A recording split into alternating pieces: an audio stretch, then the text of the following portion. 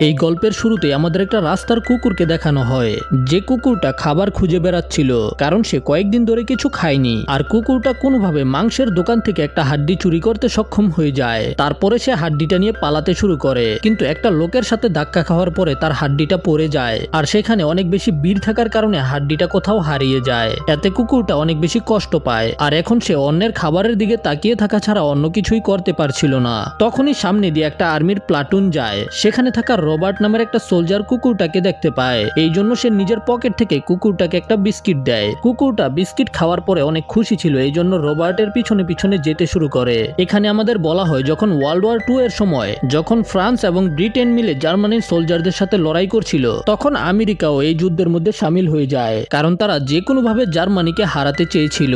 এই জন্য আমেরিকা নিজের দেশের ইয়াং নাগরিকদের মিলিটারি ট্রেনিং দিতে শুরু করে, যেন দরকার পড়লে তাদেরকে যুদ্ধে পাঠানো যায়। এখন রাস্তার কুকুরটা রবার্টের পিছনে পিছনে ট্রেনিং গ্রাউন্ড পর্যন্ত চলে আসে, আর যখন রবার্ট বাকি সোলজারদের সাথে ক্যাম্পের ভিতরে চলে যায়, তখন রাস্তার কুকুরটা ভাঙা ব্যারিকেডের মধ্যে গর্ত করে ভিতরে চলে আসে, আর সে খাবারের গ্রানে গ্রানে সরাসরি রান্নাঘরে চলে যায়। কিন্তু কিছু খাওয়ার আগেই রাঁধুনি কুকুরটাকে দেখে সেখান থেকে তাড়িয়ে দেয়। এখন কুকুরটা পালাতে পালাতে রবার্টের সাথেই ধাক্কা খায়, আর কুকুরটা রবার্টকে দেখার পরে অনেক বেশি খুশি ছিল।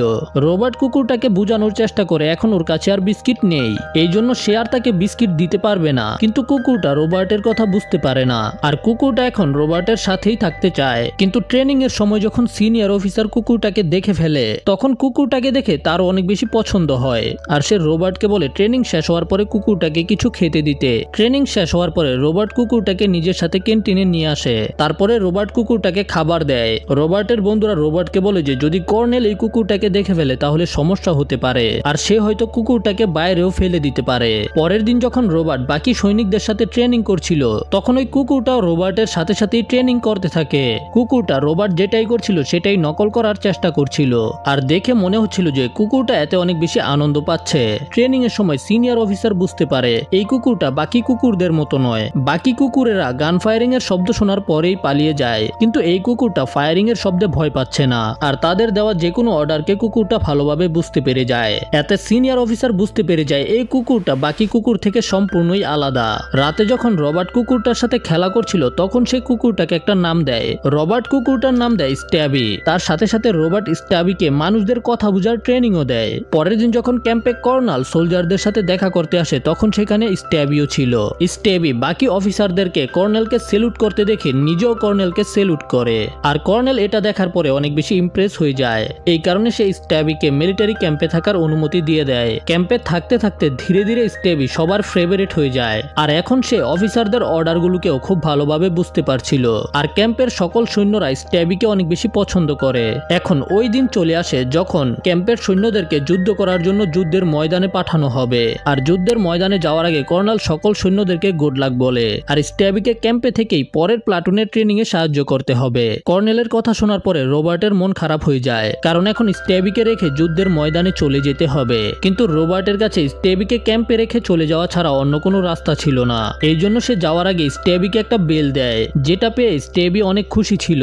আর রবার্ট রাঁধুনিকে স্ট্যাবির খেয়াল রাখার কথা বলে সেখান থেকে বেরিয়ে যায়, কিন্তু রবার্টের সেখান থেকে চলে যাওয়ার কিছুক্ষণ পরে স্ট্যাবি নিজের বাঁধন খুলে ফেলে, আর রবার্টের গন্ধকে ফলো করে ওই ট্রেনের কাছে চলে আসে, যেটাতে করে রবার্ট বাকি সোলজারদের সাথে শিপের মধ্যে যাবে। এখন স্ট্যাবিও ওই ট্রেনের মধ্যে উঠে শিপ পর্যন্ত পৌঁছে যায়, আর যখন স্ট্যাবি রবার্টকে শিপের মধ্যে যেতে দেখতে পায়, তখন সেও একটা বক্সের মধ্যে উঠে বসে পড়ে, যেটাকে এই শিপের মধ্যে লোড করে দেওয়া হয়। শিপে আসার পরে রাতে সবার ঘুমিয়ে যাওয়ার পরে স্ট্যাবি বেরিয়ে আসে। তারপরে সে শিপের মধ্যে রবার্টকে খুঁজতে শুরু করে। তারপরে ফাইনালি রবার্টের কাছে পৌঁছে যায়। রবার্ট স্ট্যাবিকে শিপের মধ্যে দেখে অনেক বেশি অবাক হয়ে যায়। রবার্টের ফ্রেন্ড ওলসন রবার্টকে বলে যে যদি জেনারেল এই সম্পর্কে জানতে পারে তাহলে আমাদের জন্য অনেক বড় সমস্যা হতে পারে। আর ওলসনের কথা শুনে রবার্ট স্ট্যাবিকে জেনারেলের কাছ থেকে লুকানোর জন্য বেরিয়ে পড়ে, কিন্তু লুকিয়ে লুকিয়ে যাওয়ার সময় তারা জেনারেলের সাথেই ধাক্কা খায়, যে কারণে জেনারেল স্ট্যাবির সম্পর্কে জানতে পেরে যায়। কিন্তু যখন রবার্ট এবং তার সাথীরা জেনারেলকে সেলুট করে, তখন তাদের দেখা দেখি স্ট্যাবিও সেলুট করে, আর জেনারেলের নিচে পড়ে যাওয়া লাঠিকে নিজের মুখ দিয়ে উঠিয়ে তার কাছে ফিরিয়ে দেয়। আর জেনারেল এটা দেখার পরে অনেক বেশি অবাক হয়ে যায়, আর তার বিশ্বাস যে যুদ্ধের সময় স্ট্যাবি সৈন্যদের অনেক কাজে আসবে। এই জন্য সে স্ট্যাবিকে রবার্টদের প্লাটুনের অফিসিয়াল মেম্বার বানিয়ে দেয়। এরপরে স্ট্যাবিকেও বাকি সৈন্যদের মতো নিজের নেম প্লেট দেওয়া হয়। এইভাবে স্ট্যাবি একটা রাস্তার কুকুর থেকে আর্মির কুকুর হয়ে যায়। এরপরে রবার্ট স্ট্যাফি এবং প্লাটুনের সাথে ফ্রান্স চলে আসে, যেখানে ব্রিটিশ এবং ফ্রান্সের সৈনিকরা মিলে জার্মানের সৈন্যর সাথে লড়াই করছিল, কিন্তু জার্মানের সৈনিকরা এদের উপরে ভারী পড়ছিল। যখন জার্মান সৈনিকদের হামলা করার কারণে যখন আমেরিকা এবং ব্রিটিশ সৈন্যরা মাটির নিচে পড়ে যায়, তখন স্টেফি অনেক সাহসিকতার সাথে তাদেরকে মাটি থেকে খুঁজে বের করে। আর স্টেফির এই সাহায্যের কারণে অনেক সোলজারের প্রাণ বেঁচে যায়। স্টেফির এইরকম কাজের কারণে সবাই অনেক খুশি ছিল, যে কারণে স্টেফি তাদের সবার ফেভারিট কুকুর হয়ে যায়। রবার্টের তখন ফ্রান্সের সোলজার গ্যাস্টনের সাথে পরিচয় হয়। গ্যাস্টন রবার্ট এবং স্টেফির সাথে কথা বলতে পেরে অনেক বেশি খুশি ছিল, আর খুব তাড়াতাড়ি তাদের মধ্যে বন্ধুত্ব হয়ে যায়। এরপরে গ্যাস্টন রবার্ট এবং তার বন্ধুদেরকে ক্যাম্পের দিকে নিয়ে যায়। যাওয়ার সময় তার একটা ধ্বংস হয়ে যাওয়া শহরকে দেখতে পায়, যেটাকে জার্মান সৈনিকরা ধ্বংস করে দিয়েছে। ক্যাম্পে ফিরে এসে তারা সারা রাত বিশ্রাম করে, আর পরের দিন সকালে গ্যাস্টন রবার্ট এবং স্ট্যাভির সাথে পেট্রোলিং করতে বের হয়। আর এই পেট্রোলিং এর সময় তারা দূর থেকে জার্মান সৈনিকদেরকে দেখতে পায়, আর দূরবীন দিয়ে দেখার পরে তারা বুঝতে পারে যে জার্মান সৈনিকরা তাদের উপরে বিষাক্ত গ্যাস দিয়ে আক্রমণ করার প্ল্যানিং করছে। আর এটা দেখার সাথে সাথেই তারা তাড়াতাড়ি করে ক্যাম্পের দিকে যেতে শুরু করে, যেন বাকিরা সবাই জার্মান সৈনিকদের অ্যাটাক থেকে বাঁচতে পারে। সেখান থেকে পালিয়ে যাওয়ার সময় স্ট্যাভি দেখতে পায় যে জার্মানের একটা সৈনিক তাদের দিকেই বন্দুক তাক করেছে, কিন্তু ওই জার্মান সৈনিকের গুলি করার আগে স্ট্যাভি রবার্টকে ধাক্কা দিয়ে দেয়, যে কারণে জার্মান সৈনিকের নিশানা মিস হয়ে যায়। এতে রবার্টের জীবন বেঁচে যায়। এরপরে রবার্ট গ্যাস্টনের সাথে একটা গাছের পিছনে লুকিয়ে পড়ে। এখন রবার্ট বুঝতে পেরে গেছে যে তাদের এখন এখান থেকে পালানো অনেক কষ্ট হবে, কারণ হলো জার্মানের সোলজার তাদের দিকেই বন্দুক তাক করে বসে আছে। এই জন্য রবার্ট স্ট্যাভিকে একটা মাস্ক দেখায়, আর এই মাস্কটা নিয়ে ক্যাম্পে ফিরে গিয়ে সবাইকে সাবধান করতে বলে। আর স্ট্যাভিও রবার্টের আদেশ বুঝতে পেরে যায়, আর অনেক তাড়াতাড়ি পালিয়ে ক্যাম্পে ফিরে আসে, আর সেখান থেকে একটা মাস্ক খুঁজে বের করে সেটাকে বাইরে ফেলে। আর এটা দেখতে পারার সাথে সাথেই সোলজাররা বুঝতে পেরে যায় যে স্ট্যাভি তাদেরকে সাবধান করতে এসেছে যে তাদের উপরে বিষাক্ত গ্যাসের হামলা হবে, যে কারণে সব সোলজাররা তাড়াতাড়ি করে মাস্ক পরে ফেলে। তখনই জার্মানের সৈনিকরা আকাশের মধ্যে বিষাক্ত গ্যাসের ফায়ারিং করতে শুরু করে দেয়, যে কারণে চারিদিকে বিষাক্ত গ্যাস ছড়িয়ে পড়তে শুরু করে।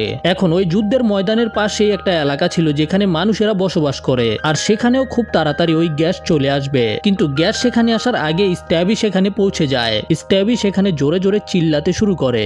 স্ট্যাভিকে চিল্লাতে দেখে গ্রামবাসীরা অনেক বেশি অবাক হয়ে যায়, কিন্তু তখনই তারা হঠাৎ করে দেখতে পায় যে আকাশ সবুজ হয়ে যাচ্ছে, আর অনেক দ্রুত চারিদিকে বিষাক্ত গ্যাস ছড়িয়ে পড়ছে। এই কারণে সবাই তাড়াতাড়ি করে মাস্ক পরে নিজেদের ঘরের দরজা এবং জানালা বন্ধ করে দেয়, কিন্তু স্ট্যাভি এখনো বাইরেই ছিল। তখনই সেখানে রবার্ট এবং গ্যাস্টন গোড়ায় করে চলে আসে, আর স্ট্যাভিকে নিজেদের সাথে নিয়ে একটা ঘরের মধ্যে ঢুকে পড়ে, যেখানে তারা স্ট্যাভিকে বিষাক্ত গ্যাস থেকে বাঁচানোর জন্য স্ট্যাভির পুরো মুখের মধ্যে একটা ভিজা কাপড় রেখে দেয়। বিষাক্ত গ্যাসের প্রভাব শেষ হয়ে যাওয়ার পরে যখন তারা বাইরে আসে, তখন গ্রামবাসীরা স্ট্যাভিকে দেখার পরে অনেক খুশি ছিল, কারণ হলো স্ট্যাভির জন্যই তাদের জীবন বেঁচে গেছে, আর এখন তারা স্ট্যাভিকে নিজেদের হিরো মনে করে। তারপরে তারা যখন ক্যাম্পে ফিরে আসে, তখন ক্যাপ্টেনের কাছ থেকে জানতে পারে যে জার্মান সৈনিকদের অ্যাটাকের কারণে একটা সোলজার কোথাও হারিয়ে গেছে, আর অনেক খোঁজাখুঁজির পরে তারা এখন ওই সোলজারের লোকেশন জানতে পারেনি। স্ট্যাভি ক্যাপ্টেনের কথা বুঝতে পেরে যায়, আর নিজের ঘ্রাণ শক্তির ব্যবহার করে জার্মান সৈনিকদের অ্যাটাক থেকে নিজেকে রক্ষা করে ওই আহত হয়ে যাওয়া সোলজারকে খুঁজে বের করে। এরপরে তারা স্মোক গ্রেনেডের মাধ্যমে ওই সোলজারকে উদ্ধার করে নিয়ে আসে, আর এইভাবে স্ট্যাভির সাহসিকতার কারণে ওই সোলজারের প্রাণ বেঁচে যায়। এরপরে রবার্টের ট্রুপকে লড়াই করার জন্য অন্য একটা জায়গায় শিফট করার আদেশ দেওয়া হয়। সেখান থেকে চলে যাওয়ার আগে গ্রামের একটা মহিলা স্ট্যাভিকে নিজের হাতে তৈরি করা একটা জ্যাকেট দেয়, আর গ্যাস্টন স্ট্যাভিকে একটা মাস্ক দেয়, যেন যদি আবারও বিষাক্ত গ্যাসের হামলা হয় তখন স্ট্যাভি নিজেকে বাঁচাতে পারে। এরপরে তারা সবার কাছ থেকে বিদায় নিয়ে সেখান থেকে বেরিয়ে পড়ে। এরপরের সিনে কর্নেল সবাইকে বলে যে এখন তাদেরকে জার্মান সৈনিকদের সাথে ফেস টু ফেস লড়াই করতে হবে। আর লড়াইয়ের ময়দানে আসার পরে তাদের এবং জার্মানের সোলজারদের মধ্যে একটা ভয়ানক লড়াই হয়, যেটার মধ্যে স্ট্যাভিও তাদেরকে সাহায্য করে। আর স্ট্যাভি যুদ্ধের সময় আহত হয়ে যাওয়া লোকেদের খুঁজে বের করে তাদের প্রাণ বাঁচায়। আর একবার তো স্ট্যাভি অনেক চালাকির সাথে কিছু জার্মান সৈনিকদেরকে নিজের পিছনে নিয়ে আসে, যাদেরকে আমেরিকান সোলজাররা বন্দি বানিয়ে ফেলে। কিন্তু যখন লড়াইয়ের সময় স্ট্যাভি একটা সৈনিককে গ্রেনেড থেকে বাঁচানোর চেষ্টা করে, তখন স্ট্যাভি নিজেই আহত হয়ে যায়। স্ট্যাভিকে আহত দেখে রবার্ট তাকে তাড়াতাড়ি করে মেডিকেল টিমের কাছে নিয়ে আসে, যেখানে থাকা ডক্টর স্ট্যাভির চিকিৎসার জন্য ওকে হসপিটালে পাঠিয়ে দেয়। স্ট্যাভির কাছ থেকে আলাদা হয়ে রবার্টের মন খারাপ হয়ে যায়, যে কারণে যুদ্ধের মধ্যে রবার্ট নিজেকে ফোকাস করতে পারছিল না। আর গ্যাস্টনের কাছেও নিজের ক্যাম্পে যাওয়ার আদেশ পাঠানো হয়েছে, যে কারণে রবার্ট দুঃখের সাথে গ্যাস্টনকে বিদায় জানায়, কারণ স্ট্যাভির চলে যাওয়ার পরে গ্যাস্টনই ছিল যার সাথে রবার্ট সবচেয়ে বেশি সময় কাটাতো, কিন্তু এখন সেও চলে গেছে, যে কারণে রবার্ট ডিপ্রেশনে চলে যায়। আর একা একা রবার্ট নিজের বোনের কাছে চিঠি লেখে, কিন্তু তারপরেও রবার্টের বারবার স্ট্যাভির কথা মনে মনে পড়ছিল। আর এর মধ্যেই রবার্ট অনেক অসুস্থ হয়ে যায়। আর যখন ডক্টর রবার্টের চেক আপ করে তখন ডক্টর বলে যে হয়তো রবার্ট আর বেশি দিন বাঁচতে পারবে না। অন্যদিকে শহরের হাসপাতালের মধ্যে স্টেবির পায়ের আঘাতের চিকিৎসা হচ্ছিল, আর স্টেবি এখনো পুরোপুরি ঠিক হয়নি। কিন্তু তারপরেও স্টেবি রবার্টকে খুঁজে বের করার জন্য সেখান থেকে বেরিয়ে পড়ে। আর যাওয়ার সময় পায়ের ব্যথার কারণে স্টেবির অনেক কষ্ট হচ্ছিল, কিন্তু তারপরেও হার না মেনে সামনে এগোতে থাকে। স্টেবি লাগাতার চলতে থাকে, কিন্তু এক সময় জার্নিতে স্টেবি অনেক বেশি ক্লান্ত হয়ে যায়। আর পায়ের ব্যথা এবং ক্লান্তর কারণে স্টেবি মাটিতে পড়ে যায়, কিন্তু তারপরেও স্টেবি হার না মেনে আরো একবার দাঁড়িয়ে যায়। তারপরে রবার্টকে খুঁজে বের করার জন্য দৌড়াতে শুরু করে। এদিকে রবার্টের অবস্থাও তেমন ভালো ছিল না। আর তারপরেই আমরা দেখতে পাই যে স্টেবি কোনোভাবে অনেক কষ্ট করে ওই হাসপাতালে চলে আসে যেখানে রবার্ট ছিল। রবার্ট স্টেবিকে দেখে অনেক বেশি খুশি ছিল। আর স্টেবির ফিরে আসার পরে রবার্টও ধীরে ধীরে সুস্থ হতে শুরু করে। আর কিছু দিনের মধ্যেই সে একেবারে নর্মাল হয়ে যায়। ছুটির সময় রবার্ট স্টেবি এবং বাকি বন্ধুদের সাথে প্যারিসে ঘুরতে আসে, যেখানে রবার্ট স্টেবির সাথে খুব ভালো সময় কাটায়। এরা দুজনে একসাথে অনেক আনন্দ করে। আর লোকেরা তো স্টেবির অনেক বেশি সম্মান করছিল, কারণ এখন পর্যন্ত স্টেবি নিজের কারনামা, আর্মি অফিসারদের জীবন বাঁচানো, এগুলোর কারণে অনেক বেশি ফেমাস হয়ে গেছে।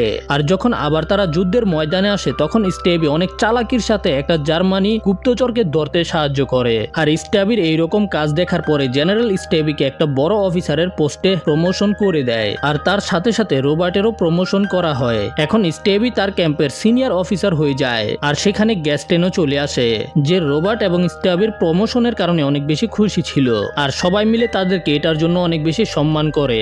এখন রবার্ট এবং স্টেবির সাথে পুরো ইউনিটের একটা ছবি তোলা হয়, যেটাকে দেশের বড় বড় নিউজ পেপারের মধ্যে ছাপা হয়। আর এইভাবে স্টেবি দেখতে দেখতে ন্যাশনাল সেলিব্রিটি হয়ে যায়। পরের সিনে আমরা দেখতে পাই যে আমেরিকা এবং ফ্রান্সের সোলজাররা মিলে জার্মানের সোলজারদের সাথে লড়াই করছে। তারা জার্মানের সোলজারদেরকে সেখান থেকে পালাতে বাধ্য করে। যখন গ্যাস্টন এবং রবার্ট জার্মান সৈনিকদের আধুনিক বাংকার দেখতে পায়, তারা অনেক বেশি অবাক হয়ে যায়। কারণ হলো জার্মান সৈনিকদের বাংকার অনেক বেশি মজবুত। সেখানে একটা সৈনিক তাদেরকে বলে যে অনেক তাড়াতাড়ি এই যুদ্ধ থেমে যাবে, কারণ হলো কালকে সকালেই গভর্নমেন্ট সিজফায়ারের আদেশ দিবে। আর কমান্ডার এসে এই কথাটাকে নিশ্চিত করে যে কালকে সকাল 11টা বাজে গভর্নমেন্ট যুদ্ধ বিরতির ঘোষণা করবে, আর এরপরেই এই যুদ্ধ থেমে যাবে।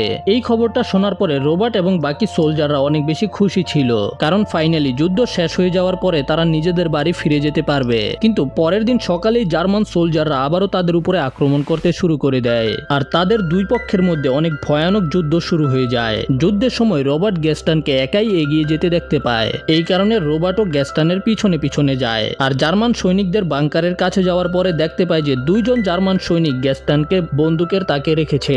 আর গ্যাস্টনকে বিপদে দেখে তখন রবার্টও সেখানে ঝাঁপিয়ে পড়ে। আর তারা যখন সামনাসামনি ছিল একে অপরকে মেরে ফেলবে, ঠিক তখনই যুদ্ধবিরতির ঘোষণা করা হয়। আর এরপরেই জার্মান সৈনিকরা সারেন্ডার করে দেয়। রবার্ট যখন ঘড়ি চেক করে সেটাতে অলরেডি 11টা বেজে গেছে।